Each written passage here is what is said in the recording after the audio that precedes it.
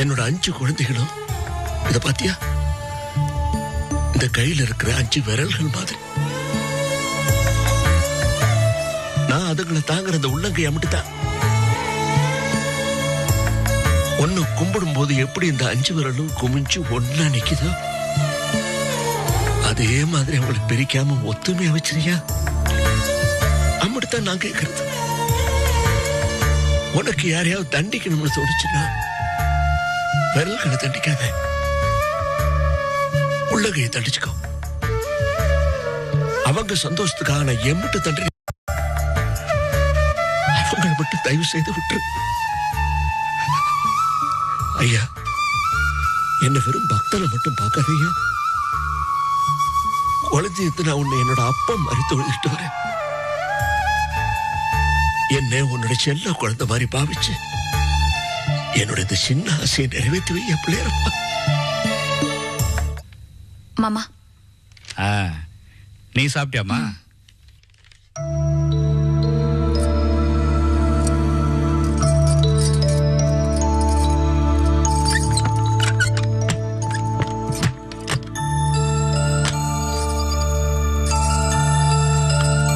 இந்தாங்க.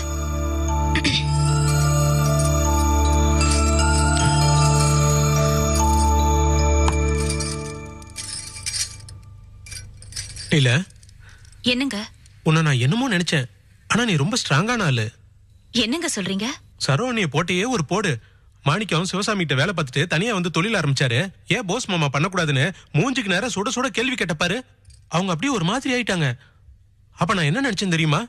ஏற்கனவே 2 சிஸ்டருக்குள்ள சண்டை வேற, அடுத்து நீங்க 2 பேரும் எங்க சண்டை போட்டீங்களோ நான் பயந்துட்டே இருந்தேன். நல்ல வேலை, நான் நினைச்ச மாதிரி எதுவுமே நடக்கல. கடைசியில வாபஸ் ஆயிடுச்சு. பின்ன என்னங்க, சரோக்கா மத்தவங்க விஷயத்தை கவனிக்கிறாங்களே தவிர அவங்க வீட்டு விஷயத்துல கண்ணை மூடிட்டு தானே இருக்காங்க. போஸ் மாமாவையும் தனு அக்காவையும் எதை செய்ய வேண்டாம்னு சொல்றாங்களோ அதைத்தானே மாணிக்க மாமா செஞ்சாரு. முதல்ல சிவசாமி, அப்புறம் சுந்தர மாமா, இவங்க 2 பேர் பணத்தையும் மாணிக்க மாமா சாப்பிடலையா? அதை மறந்துட்டு பேசினா இப்படி? கரெக்டான ஆளா இருந்திருந்தா மாணிக்க மாமா தனியா கடை ஆரம்பிக்கும் போது இவங்க அட்வைஸ் பண்ணிருக்க வேண்டியதானே? நியாயங்கிறது எல்லாருக்கும் ஒண்ணுதாங்க, ஆள் ஆளுக்கு கிடையாது. அதெல்லாம் நமக்கு எதுக்கு? என்னங்க நீங்க? அவங்களுக்குள்ள என்ன வேணாலும் பண்ணிட்டு போட்டோம், நம்மள அந்த பிரச்சனையில இழுக்காம இருந்தா சரி. போஸ் மாமா விஷயத்துல நீங்க தானங்க அட்வைஸ் பண்ணீங்க? அட்வைஸ் கொடுத்தேன். அப்ப அந்த போஸோட விஷயத்துல நான் கொஞ்சம் ஆர்வமா இருந்தேன். எனக்கு இந்த சர்வ மாணிக்க விஷயத்தெல்லாம் அவ்வளவு இன்ட்ரெஸ்ட் இல்ல. என்னங்க நீங்க? என்ன இல்ல, என்னாச்சு? அவ உதைக்கிறாங்க. வேணா லீலா, என் பையன் தப்பி தவறி கூட அவன் சொல்லிடாத. ஐயோ ஏங்க, ஒருவேளை எனக்கு பொண்ணு பிறந்து அப்படி எல்லாம் எதுவும் நடக்காது. நீ தேவையில்லாம பேசாத. என் பையன் குட்டி ரவி. என்னடா செல்லம், மம்மிய ஒதுக்கிறியா? அவ நீ பொண்ணு நினைச்சிட்டு இருக்காடா. நீ பையங்கிறது எனக்கு தான் தெரியும். அவ ஒரு கூறு கட்டவ. நீ ஒண்ணு கவலைப்படாதடா. உங்க அம்மாவுக்கு புரிய மாட்டேங்குதுடா. சரி சரி சரி. எங்க ஒதுக்கிறீங்க? இங்கதான் ஒதுக்கிறீங்களா? எங்க ஒதுங்க பாப்பா. சரி சரி சரி, நல்லா ஒதுங்க. அப்பதான் உங்க அம்மாவுக்கு நீ பையன்னு தெரியும். ஒத நல்லா ஒத பாப்பா.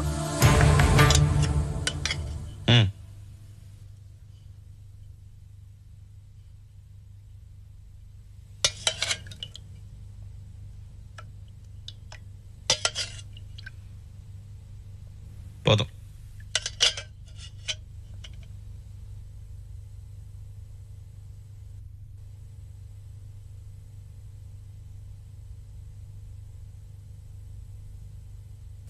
எனக்கு ரொம்ப கஷ்டமா இருக்குங்க.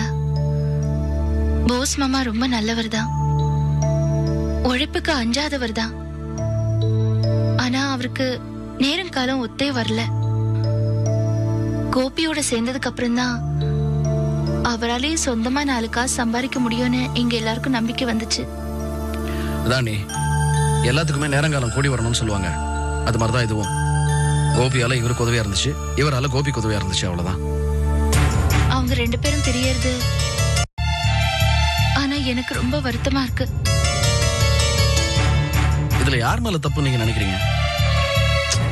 அப்படி தப்பு யார் மேலன்னு சொல்ல முடியாது செல்வம். விஜய் கிட்ட கேட்டா தனத்து மேலதான் தப்புன்னு சொல்றா. தனத்து கிட்ட கேட்டா விஜய்க்கு ரொம்ப திமிரேறி போச்சு, அவ மேலதான் தப்புன்னு சொல்றா. இந்த விவரம் எல்லாம் உனக்கு எப்படி தெரியும்? அது லீலா ரவி குழந்தைய பார்த்துட்டு ஹாஸ்பிட்டல்ல இருந்து இங்க வந்தாங்கன்னு சொன்னேன்ல, அதான். அது இல்ல சரோ, விஜய் கிட்ட கேட்டா தனத்து மேல தப்பு, தனத்து கிட்ட கேட்டா விஜய் மேல தப்புன்னு சொன்னியே, இந்த விவரம் எல்லாம் உனக்கு எப்படி தெரியும்? நீ எப்ப இவங்க கிட்ட எல்லாம் பேசல?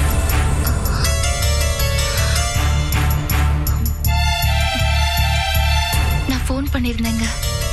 நீ எதுக்கு ஃபோன் பண்ண? உனக்கு தேவையா? அது வந்து சரோ, ஏற்கனவே நான் உன்கிட்ட சொல்லிருக்கேன், இந்த விஷயத்துல நீ தலையிடக்கூடாதுன்னு. இல்லைங்க, லீலா கிட்ட இருந்து ஓரளவுக்கு பிரச்சனை தெரிஞ்சதுக்கு அப்புறம் என்ன ஏதுன்னு விசாரிக்கலான்னு தான் நான் ஃபோன் பண்ணேங்க. சரோ, இந்த மாதிரி விஷயம் எல்லாம் நம்ம காதுக்கு வந்துச்சுன்னா கேட்டுக்கிட்டு சும்மா இருக்கணும். ஃபோன் பண்றது, தலையிடுறது இதெல்லாம் பண்ணக்கூடாது. நீ ஃபோன் பண்ண, என்ன நடந்துச்சு? அப்படி இல்லைண்ணே, கூட பிறந்தவங்க அவங்களுக்குள்ள ஏதோ பிரச்சனைனா என்ன ஏதுன்னு கேட்டு தெரிஞ்சுக்க ஒரு ஆவல் இருக்காதா? செல்வம், உனக்கு தெரியாதுடா. அந்த தனம் யாரு என்னன்னெல்லாம் பார்க்க மாட்டா, மூஞ்சில் அடிச்ச மாதிரி ஏதாவது சொல்லிடுவா. இதெல்லாம் நமக்கு தேவையா? சரிங்க, இனிமே நான் பேச மாட்டேன், விட்டுடுங்க.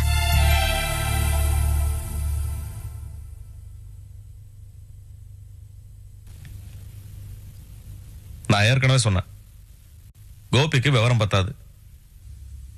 சொந்தக்காரங்களை பிசினஸ்ல சேர்த்துக்கிறது தப்பு. சொந்தக்காரங்களுக்குள்ள குடுக்கல் வாங்கல் இருக்கிறதே தப்புன்னு சொல்லுவாங்க. பிசினஸ்ல வேற சேர்த்துக்கிட்டா இப்படிதான் முடியும். ஏன் அப்படி சொல்றீங்க? இப்ப யோசிச்சு பாரு செல்வம், கோபி போஸுக்கு பதிலா வேற யாரையாவது வேலைக்கு வச்சிருந்தாருன்னு வச்சுக்க, செல்யூட் அடிச்சுட்டு வேலை பார்த்திருப்பான். ஒரு லீவ் கேட்கறதுக்கு 1000 தடவை யோசிச்சிருப்பான். அவன் லெவல் அவனுக்கு தெரியும்ல. எல்லாத்துக்கும் மேல அவன் பொண்டாட்டி அனாவசியமா எதுலயும் தலையிட்டு இருக்க மாட்டான்.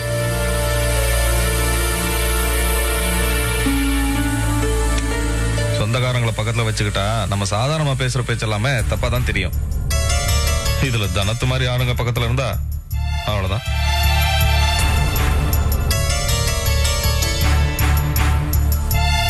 அப்படி பார்த்தா மாணிக்க மாமா சிவசாமி கிட்ட வேலை பார்த்துட்டு இருக்கும் போது தனியா தொழில் ஆரம்பிச்சாரு. அன்னைக்கு அவர் விஷயத்துல மாமா இப்படி எல்லாம் யோசிச்சிருந்தா இன்னைக்கு இந்த அளவுக்கு வளர்ந்திருக்க முடியுமா? ஏங்க, கோபி கிட்ட இருந்து தொழிலை கத்துக்கிட்டு போஸ் மாமா அவருக்கு எதிராவே அதே தொழில ஆரம்பிக்கிறது உங்களுக்கு சரின்னு படுதா இல்ல தப்புன்னு படுதா? இதுல சரி தப்பு சொல்றதுக்கு நம்ம யாரு? என்ன பொறுத்த வரைக்கும் கோபி பண்ணது தப்பு. சொந்தக்காரங்களை பிசினஸ்ல சேர்க்க கூடாது, அவ்வளவுதான் நான் சொல்லுவேன். இல்லங்க, நான் கேக்குறது அது இல்ல. கோபி கிட்ட இருந்து தொழிலை கத்துக்கிட்டு அவருக்கு எதிராவே அதே தொழில ஆரம்பிச்சா அது கோபி தானே பாதிக்கும். அது போஸ் மாமா கோபிக்கு பண்ற துரோகம் மாதிரி தெரியலையா? அப்படியெல்லாம் ஒண்ணும் இல்ல. கார்மெண்ட் தொழில கோபிக்கு ஏகா போகாம பட்டா எழுதி கொடுத்துருக்காங்களா என்ன? தொழில இதெல்லாம் சகஜம்தான். சொந்த பந்தம் தாட்சியம் எல்லாம் பார்க்க முடியாது. பிசினஸ் பொறுத்த வரைக்கும் எல்லாமே கரெக்ட் தான்.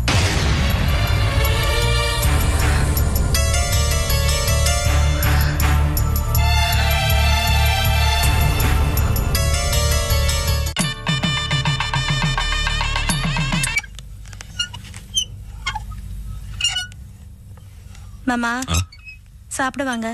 எனக்கு வேண்டாம்.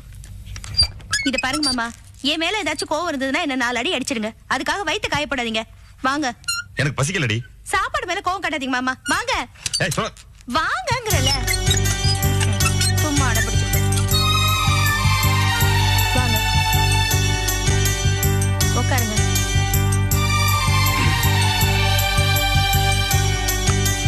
ஏய் நான் போட்டு சாப்பிட்டு நிறுத்து. ஒண்ணும் தேவையில்லை, நான் போட்டு. சொன்னாங்க. சும்மா இருங்க.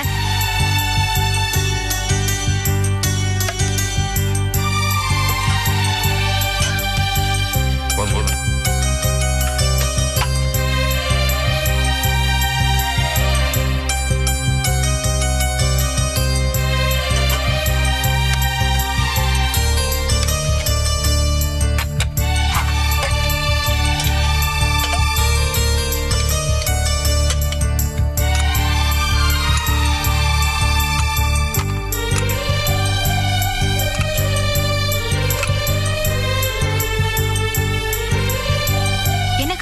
வந்துட்டேன். நான் இங்கே உட்காந்துக்கிறேன், கொஞ்சம் தண்ணி எடு.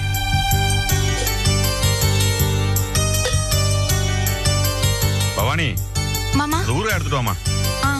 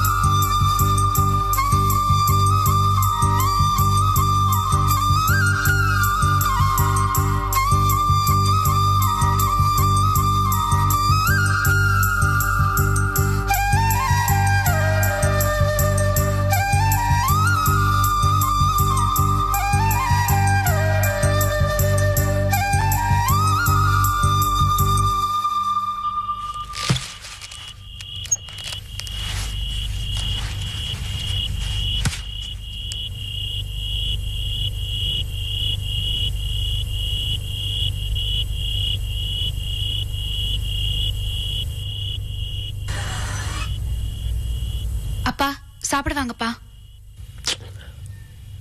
நான் அப்புறம் சாப்பிட்டுக்கிறேன், நீங்களா சாப்பிடுங்க. என்னப்பா டைம் ஆகுதுல, வாங்கப்பா சாப்பிடலாம். ஆளுக்கு ஒரு மூலையில் உட்காந்து சாப்பிடுதுங்க. நான் எந்த மூலையில் உட்காந்து சாப்பிடுறது? ஏம்மா, நம்ம வீடு இந்த மாதிரி இருந்து இன்னைக்காக பார்த்திருக்கிறியா? இத்தனை வருஷத்துல என்னோட குழந்தைங்கள ஒருத்தர் பேசாம தனித்தனியா சாப்பிடுறது இன்னைக்குதான் பாக்குறேன். அப்பா, இந்த கண்ட்ரைவ் எல்லாம் பாக்கிறதுக்கு நான் இன்னும் உயிரோட இருக்கணும். இந்த மாதிரி எல்லாம் பேசாதீங்கப்பா. பேசாம தானே இருக்கிறேன். நடக்கிறதெல்லாம் பார்த்து சகிச்சுக்கிட்டு பேசாம தானே இருக்கிறேன். அப்பா, இவ்வளவு வருத்தத்தோட நீங்க சாப்பிடாமயே இருந்துருவீங்க. நீங்க தயவு செஞ்சு வாங்கப்பா, வந்து முதல்ல சாப்பிடுங்கப்பா. கவலையே படாத, கண்டிப்பா சாப்பிடுவேன். அப்பா எங்க சாப்பிடாம பட்டினி கிடப்பாரோன்னு கவலைப்படாத, நான் நிச்சயமா சாப்பிடுவேன். ஏன் தெரியுமா? ஏன்பா? அப்பதான் இங்க நடக்கிற கூத்தெல்லாம் சகிச்சுக்கிறதுக்கு இந்த கட்டைக்கு தெம்பு இருக்கு. உன்னை கரை சேர்க்க வேணாமா? அப்பா. ஆமாமா, 4 பொண்ணுகளை கல்யாணம் பண்ண என் வாழ்க்கையில முக்காவாசி பொறுப்பு தீர்ந்து போயிடுச்சுன்னு தெம்புல இருந்தேன். இப்பதானே புரியுது இன்னொரு பெரிய பொறுப்பு இன்னும் பாக்கி இருக்குதுன்னு. அதான் உன்னோட வாழ்க்கை. நான் நினைச்சுக்கிட்டு இருந்தேன், 4 பொண்ணுகளை கல்யாணம் பண்ணியாச்சு. அப்படி ஏதாவது திடீர்னு நான் கண்ணை மூடிட்டா என் பவானி பொண்ணு பாத்துக்கிறதுக்கு 4 பொண்ணுங்க இருக்காங்க, ஒரு மருமக இருக்கிறான்னு. ஆனா இப்ப நடக்கிறதெல்லாம் பார்த்தா இனிமே நான் யாரையும் நம்ப தேறேன். என் பவானி குட்டிய நானே கூட இருந்து காபந்து பண்ண போறேன். உனக்கு ஒரு வழி பண்ணிட்டு தான் நான் கண்ண மூடுவேன்.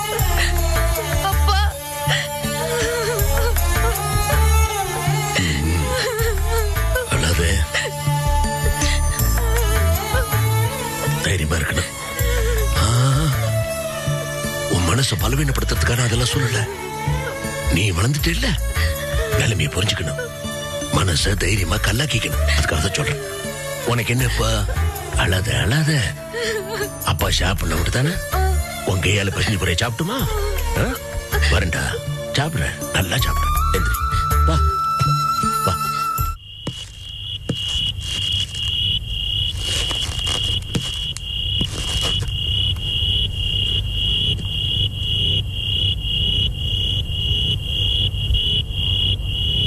கோபி, அப்பா, ஏன் ஒரு லேட்டு? ஏகப்பட்ட வேலையா?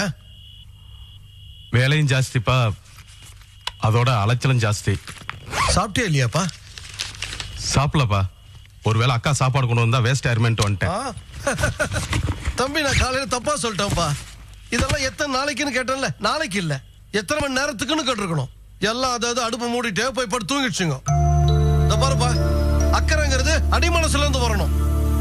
தாய் தன் புள்ள கிட்ட காட்டுற மாதிரி, தாரம் தன் கணவன் கிட்ட காட்டுற மாதிரி, நீ இந்த குடும்பத்துக்கிட்ட காட்டுற மாதிரி இருக்கணும். அப்பதான் கவனிப்புகள் இருக்கும். உன்னை இந்த வீட்டுல விருந்தாளி மாதிரி விழுந்து விழுந்து விழுந்து விழுந்து கவனிச்சாங்க. 3 வேளைக்கும் 3 விதமான கறிகாயோட சாப்பாடு போட்டாங்க. இன்னொரு நாளைக்கு ஏலம் போட்டாலும் காஃபி கொடுக்க மாட்டாங்க. இதான் நம்ம வீட்டோட வேஷங்கள். ஏற்கனவே ரொம்ப மன கஷ்டத்துல இருக்கேன்ப்பா. இதுல பசி வேற, வயிறுப்பா குளுகுளுன்னு இருக்கு. கவலைப்படாத, உங்க அப்பா கொஞ்சம் முன்யோஜனை உள்ளவன். அதனாலதான் சாயந்தரமே போய் நான் தோசை மாவு பாக்கெட் வாங்கிட்டு வந்துட்டேன். நம்ம மாதிரி ஆளுங்களுக்காக தான் இப்பெல்லாம் தோசை மாவு பாக்கெட்ல விக்கிறாங்க. இன்னைக்கு உன் தலையெழுத்து என் தோசை தான். போய் கை கழுவிட்டு மோகலம்பிட்டு வா.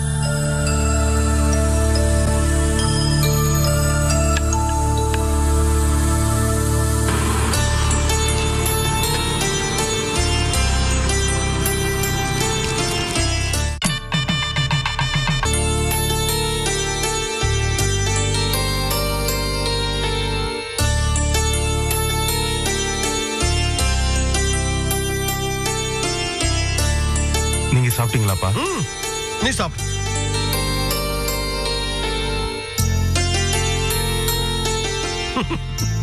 கோபி, பொண்டாட்டி கூட இல்லைன்னா இதாண்டா நம்ம கதி.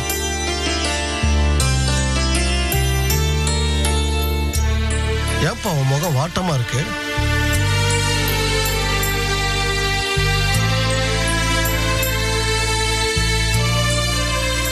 மனசுக்கு பிடிக்காத சில முடிவுகளை எடுக்க வேண்டிய சூழ்நிலை ஆயிப்போச்சுப்பா. ஏப்பா, நீ அப்படி எல்லாம் செய்ய மாட்டியே. மனசுக்கு பிடிக்காத செய்யவே கூடாது. இப்போ நான் தோசை சுட்டு போட்டேன், அது உனக்கு பிடிக்கலன்னா அப்படியே வச்சிடணும், சொல்லிடணும். பிடிக்காததை செய்யறது பெரிய கொடுமை. கரெக்ட் தான்ப்பா.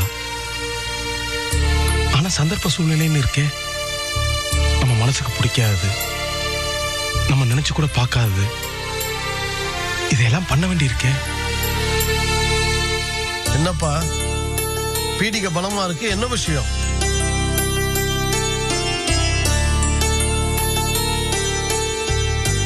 போசனை பேசினார் பண்ணி போன்ல.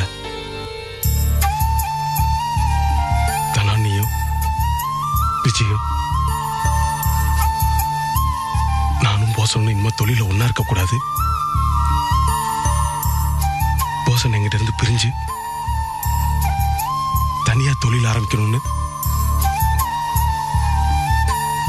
போசன் கிட்ட போய் நச்சரிச்சிருப்பாங்க போல. அவங்க ஒற்றுமைய இதுல காமிச்சிருக்காங்க. இதுக்கெல்லாம் காரணம் நம்ம வீட்டு ஆளுங்க. போசன் என்ன சொல்றாருன்னா, கோபி, இன்னைக்கு இது அக்கா தங்கச்சி சண்டை, பொம்பளைய சண்டை, நாளைக்கு வளர்ந்து ஆம்பளைய சண்டையா மாறிடுச்சுன்னா அதை என்னால தாங்கிக்க முடியாது கோபி. அதுக்கு இப்ப நம்ம பிரிஞ்சதே பெட்டர். பிரிச்சுக்கும் கோபின்ட்டார்.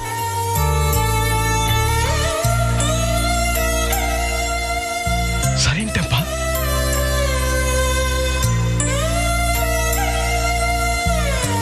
சரின்னு சொல்லிட்டேனே தவிர என் மனசுல முடியலப்பா. உங்களுக்கே தெரியும் போசண்ணே எவ்வளவு வெள்ளந்தியான மனுஷன்.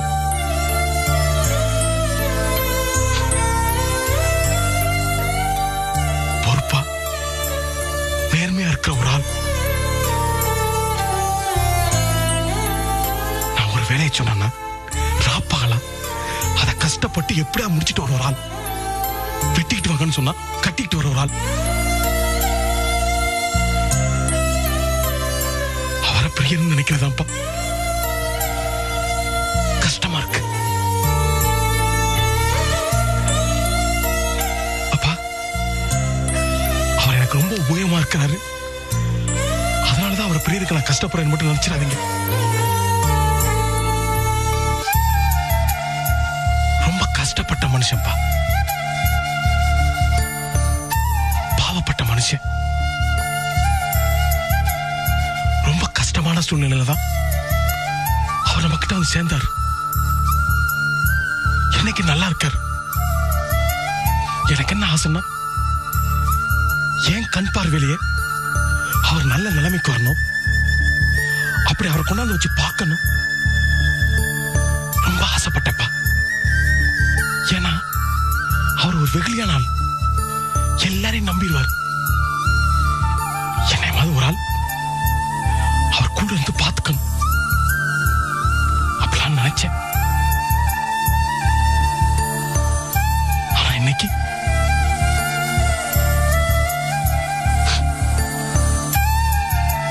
பிரியறதுக்கு ஓகே சொல்லிட்டேன்ப்பா. நினைக்காதது, நடக்கக்கூடாதுன்னு நினைச்சது எல்லாமே எல்லாம் நம்ம கையை மீறி போயிட்டு இருக்குப்பா.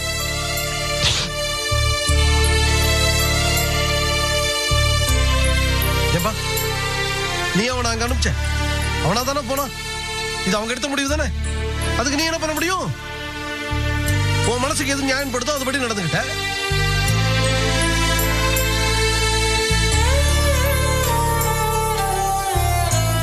டேய் கோபி, டேய் நீ ஏன் கண் கலங்குற? ஏண்டா நீ தானே சொன்ன போஸ் வெள்ளம் தின்னு நாளைக்கே உனக்கு ஒரு கஷ்டம்னா ஓடி போய் நிக்க மாட்ட. எனக்கு என்ன இருக்க போற? அதான ஒரு சுபாவமே. மேல ஒரு தரக்கான், அவன் மேல பாரத்தை போட்டு உன் வேலையை பாரு. இந்த குழப்பத்துல உன் வேலை பாதிக்கூடாதுப்பா. ஏன்னா நீ நல்லா தான் எல்லாரும் நல்லா இருக்க முடியும். ஏண்டா பணத்துக்கு என்னடா செஞ்ச? திடீர்னு அவ்வளவு பணத்தை உடனே ரெடி பண்ண முடியல, கொஞ்சம் கஷ்டப்பட்டேன். தெரிஞ்ச இடம், வட்டி கொடுக்குற இடம், எல்லா இடத்துக்கும் போய் பணத்தை வாங்கிட்டப்பா இந்த பணத்தை ரெடி பண்ண.